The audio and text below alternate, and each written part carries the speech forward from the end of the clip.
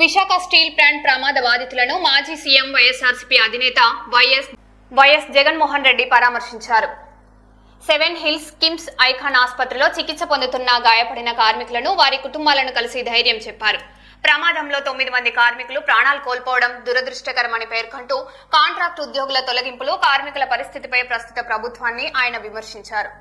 మరీ ముఖ్యంగా చంద్రబాబు నాయుడు గారికి, మరీ ముఖ్యంగా రాష్ట్ర ప్రభుత్వానికి, ఎందుకంటే బాధ్యత రాష్ట్ర ప్రభుత్వం కాబట్టి వెంటనే చిత్తశుద్ధి చూపండి, ఎంప్లాయీస్కి తోడుగా ఉండండి.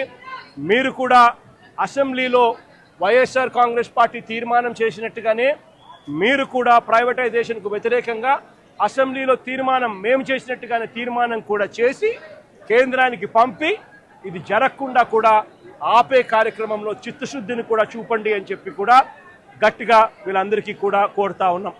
ఇదొకటే కాదు, మేము ఇంత అడుగుతా ఉన్నా కూడా చంద్రబాబు నాయుడు గారి ప్రభుత్వంలో ఎక్కడైనా మానవత్వం లేక ₹1 కోటి ఇవ్వాల్సిన చోట వాళ్ళకు ఇవ్వని పరిస్థితి ఎక్కడైనా ఉంటే మాత్రం ప్రతి బాధితురాలికి, ప్రతి బాధితుడికి చెప్తా ఉన్నా, ప్రతి అక్కకు, ప్రతి చెల్లెమ్మకు, ప్రతి బాబుకు చెప్తా ఉన్నా, బాధపడాల్సిన పనుల కొంచెం ఓపిక పట్టండి.